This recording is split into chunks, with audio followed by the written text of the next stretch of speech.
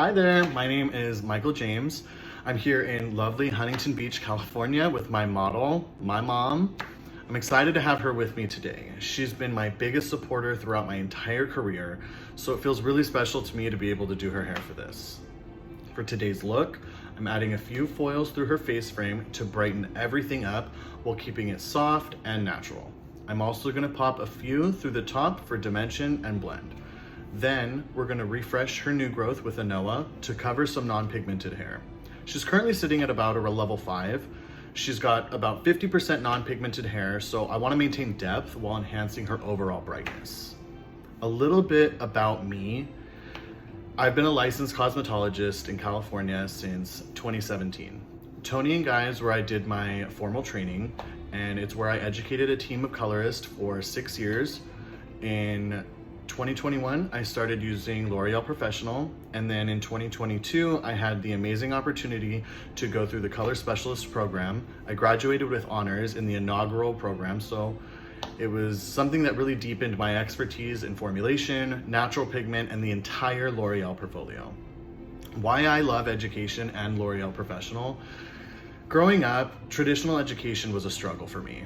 I often felt like I wasn't grasping things the way others did. And when I got into beauty school and I started learning about color and chemical education, everything started to click. It was the first time I truly understood something complex, and that experience fuels my passion for education.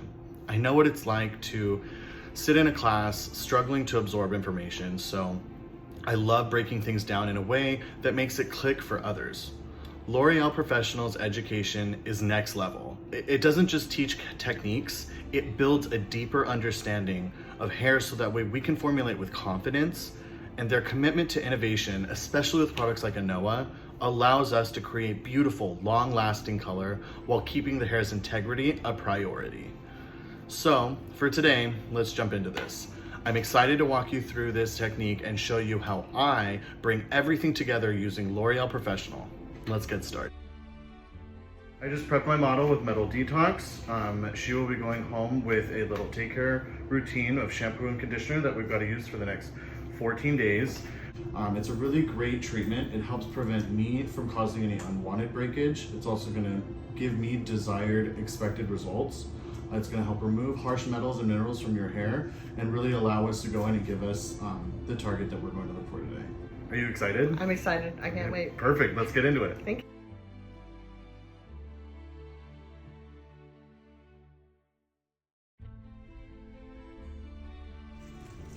All right, so we're gonna start out with Blonde Studio 7. I really wanna take into consideration my model's health for her hair.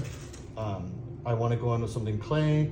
I know that I have insurance with Metal Detox, and that if I am worried about any overlapping, I know that the Blonde Studio 7 doesn't expand, so that gives me a little bit more of a safety in knowing I can be a little bit more aggressive with some highlighting.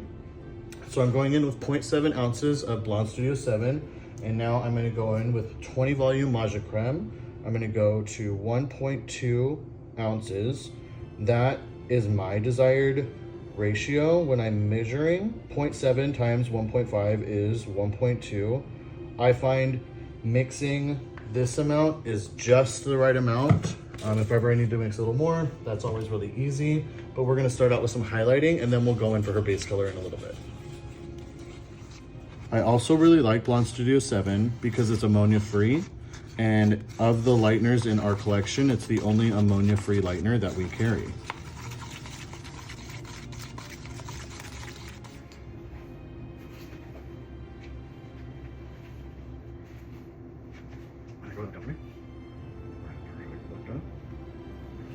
So I've divided my model's head into 4 different sections. We're doing a couple highlights in her hair today.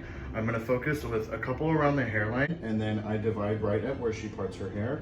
I'm gonna keep things symmetrical because she does like to flip it around. We're not doing a lot of highlights today, but just a couple to give some lightness, bring some things up, and then we'll also be touching up her base color afterwards. First, I like to take my first section right through the lower recession. I like to pop a little baby foil right around here, so that way whenever she pulls her hair up, we don't have a dark little spot that's going to show right around her hairline. Another reason why I like Clay 7 is because it doesn't move as it's processing, so I know that it's not going to expand onto any of the parts I don't want it to.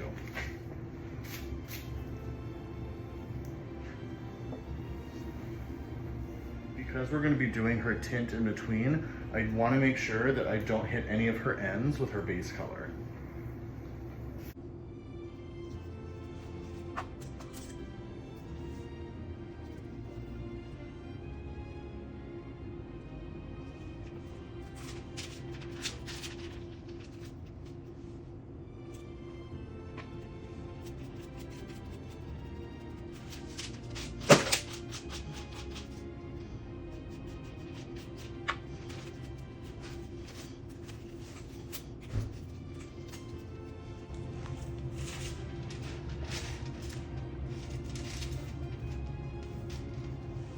Go ahead and tilt your head for me. Perfect. And we're gonna go right in.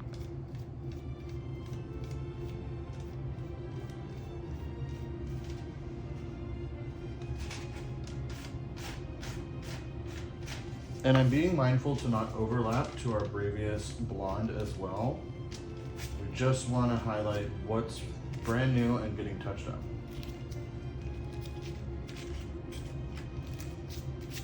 With these little side pieces, I like to fold in a little extra security, just so that way they don't move around a whole lot. That way we can get right up to the hairline.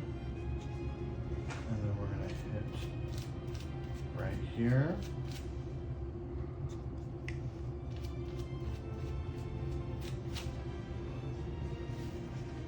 And we're just pulling through right where some of that depth comes.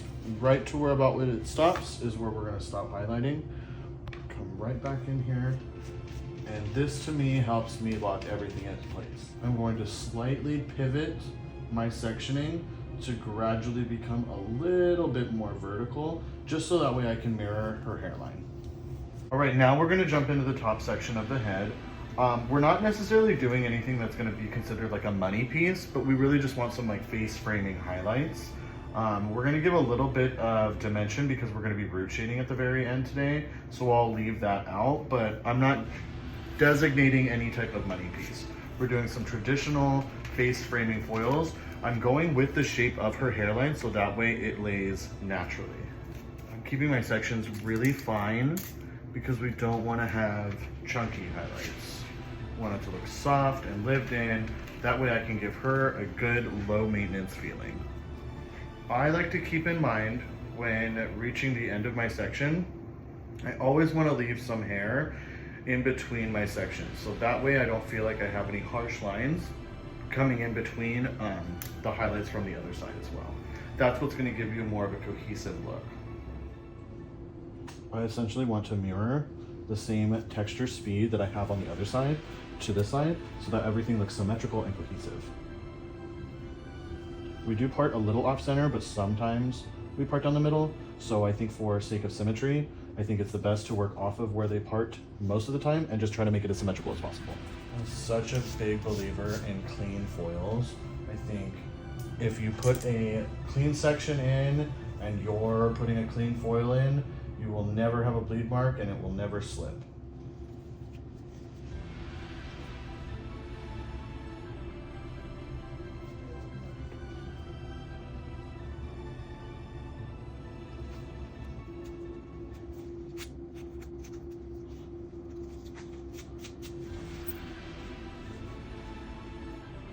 So for my model's base color today, I'm using mainly 7.11 in INOA, and I'm gonna do 75% of my formula 711, and then I'm just using about 25% of 7N.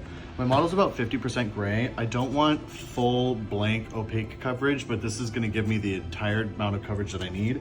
I just wanna control a little bit of the 1-1 with the 7N. My mom tends to go a little bit warmer. Her base is on the darker side. She's about a level 5.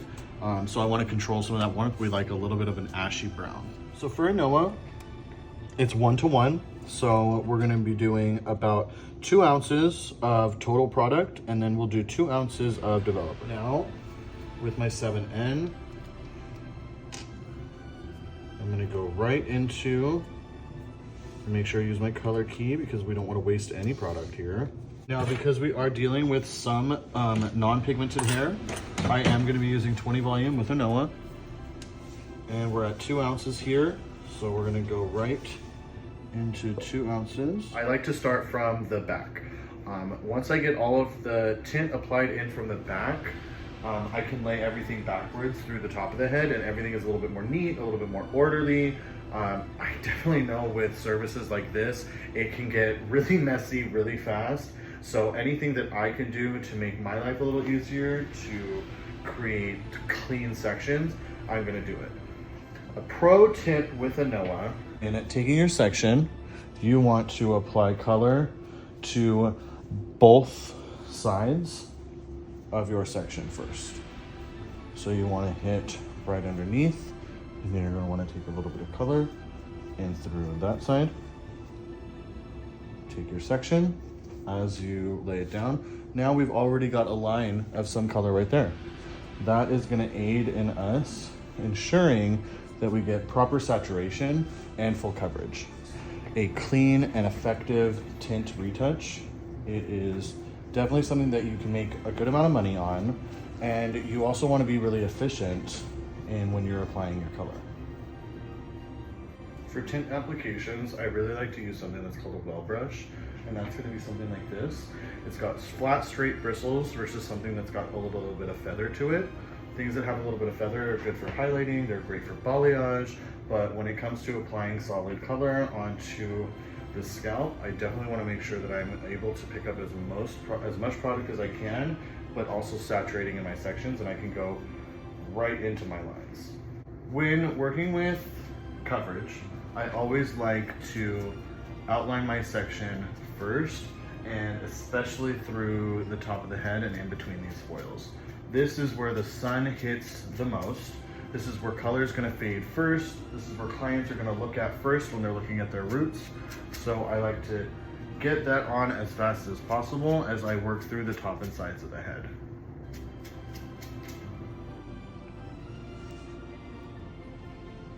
Now that we've got about here, I like to take it's this like triangular section that's going to divide from the face frame to the back of the head and get this all covered with tint. So that way I can lay this backwards. The more you want to lay color backwards, the cleaner your entire application is going to be. To where we were, take our clean section. Here, I like to push a little bit into the foil, just so that way I can make sure everything gets covered with color. I truly believe taking these extra little steps for these subsections is really what will elevate your entire tint. It allows you to charge a little bit more by executing a clean tint, but having everything look efficient as well. Now, getting closer to the front of the face, I want to be mindful about how much I'm dragging the base color down. I really want to only hit what the new growth is and just slightly tap the brassy midband. And essentially creates like a glue for the other foils to stick while I manipulate the hair around it. Now, major pro tip, kind of an old school tip actually, perm papers, your best friend. I like to go and put them on right as I get done applying.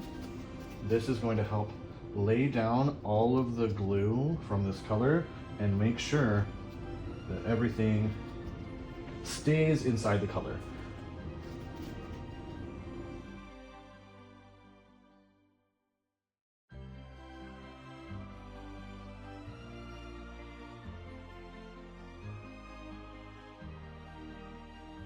You know, one of the things I do love about INOA is that since it's an oil-based color line and ammonia-free, I can give you an entirely ammonia-free service. It's also less itchy on the head, so it's a little bit more sensitive to the scalp. The new formula is so spreadable and really easy to apply. I also love that it is vegan.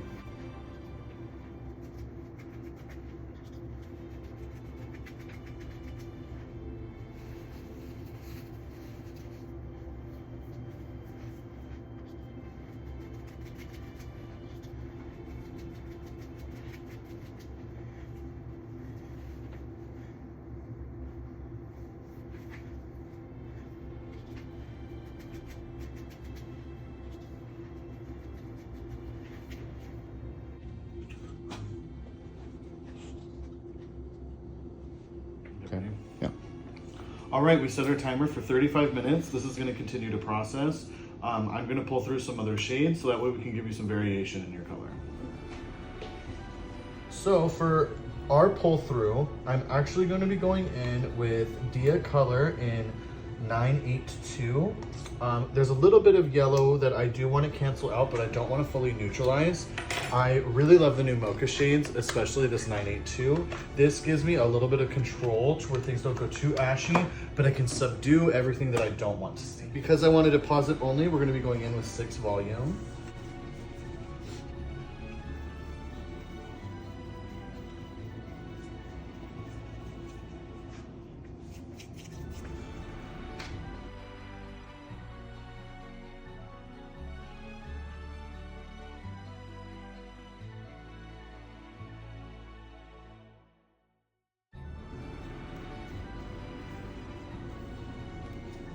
I'm not necessarily trying to overlap a whole lot in between these two because I really just want to deposit and neutralize through these ends a little bit and just give us a little bit of an all over refresh.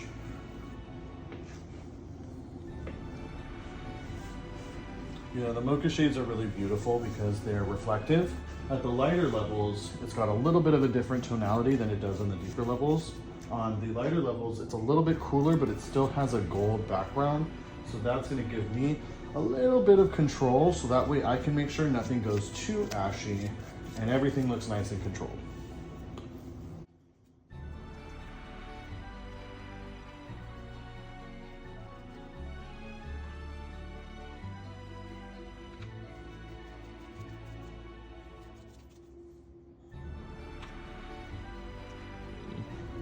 Now that we've got all of that pulled through, we've got about 10 minutes left of our processing. We're gonna let this continue to process, and then I will be keeping my gloves on until the first shampoo is done.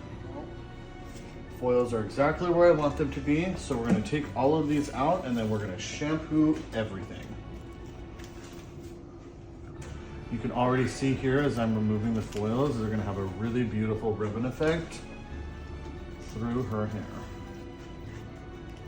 Keeping things nice and bright around the face.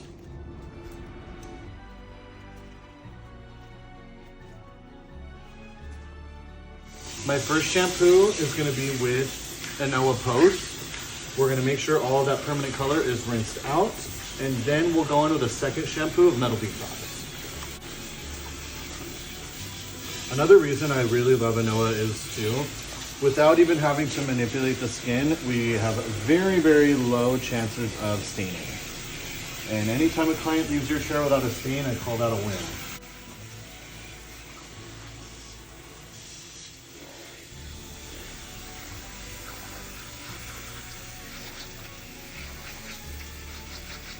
All right, so our first shampoo, we're gonna go in with INOA Post.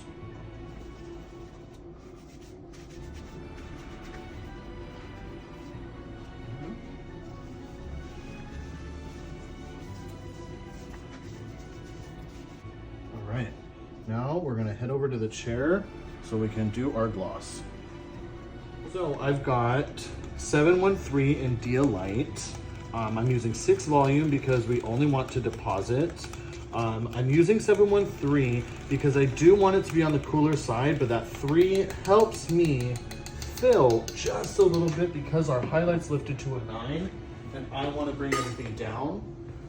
On wet hair, things are gonna kind of shift around an 8. So 713 is gonna be a really great choice for us. 818, so that way we can keep that mocha shade all throughout the entire head. This is gonna help neutralize, but also gonna give a really soft, cool shimmer to everything. So I'm gonna be doing 1 ounce of my color to 1.5 ounces of my developer. Per 1 ounce of color, you will be using 0.8 ounces of liquefier.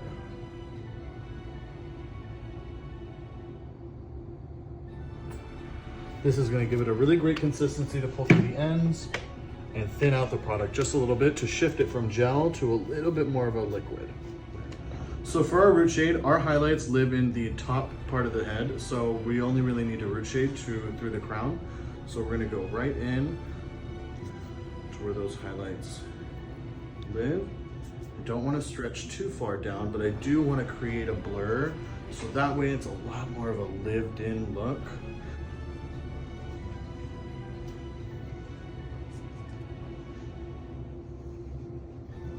Towards the back of the head, I will pull down and stretch color a little bit more to create a natural gradient that is higher towards the face.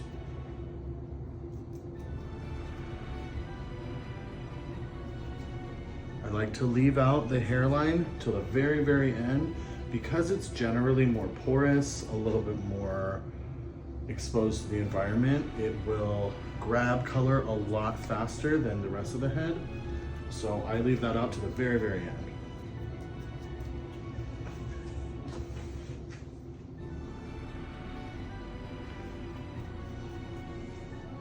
Because I'm using a 713 India Light on wet hair with 6 volume, because the hair is wet, there's a little bit of water that lives in the hair, so it's gonna kind of look a little bit closer to a really light 7, almost an 8, and that's exactly what I want to happen. So that way it doesn't match her base color.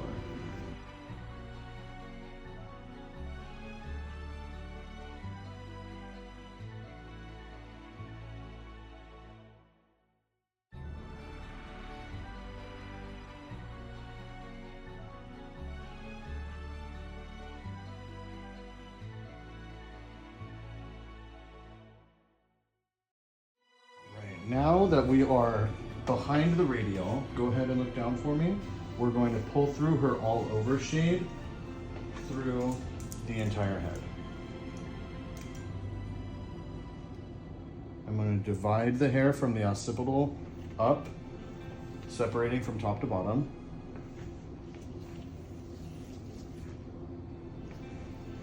And let's just get a nice actual look at the hair right now. This beautiful INOA formula that fully matched and neutralized to everything that we had, all of our new growth, and everything looks so even, and this is all pre-toned.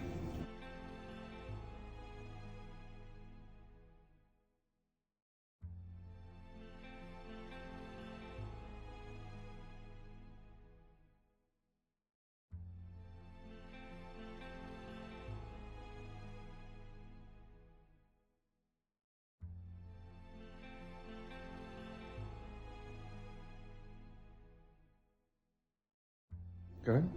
I am taking a horizontal section from the high recession to the radial, dividing the side of the head from top to bottom. And then we're gonna go in with our all over color. Here's where we have our fresh highlights. And since I did not put any of the root shade there, I'm gonna be putting my all over toner here to later then melt with my root shade. That's gonna give me a really seamless blend, but it also dilutes the root shade just a little bit, and that's exactly what I want to happen towards the front of the face.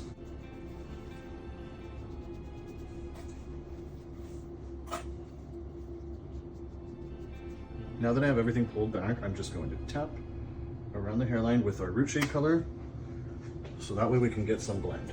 The blend of the formula of the 818 and the 713 is really gonna help bring a cohesive root shade to the front of the face and melt everything together.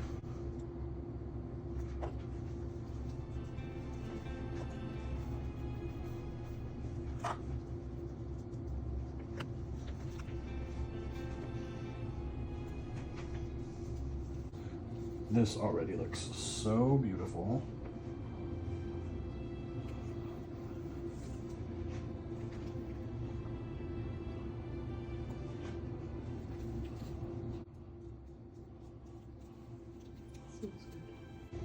Perfect. So now we're gonna process this for about 7 more minutes, and then we're gonna get you all washed and dried, and we'll be ready onto your new hair. Going in with Absolute Repair Molecular. We've got about 2 pumps, and we're gonna get her dry with this. We're gonna focus in through the ends and the mids and make sure everything is nice and coated so that way we have fresh, healthy hair.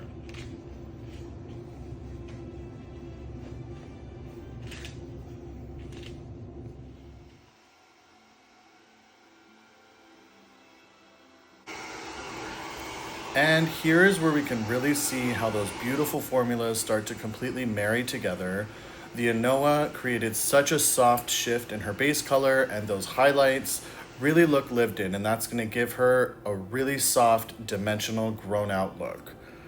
This is the final look, and I really hope you enjoyed watching this technique come together and seeing how L'Oréal Professional Color allows for a seamless, beautiful result. Education and innovation is at the heart of what we do, and I love sharing my passion for color with others. Thank you so much for watching, and I cannot wait to continue this journey with you.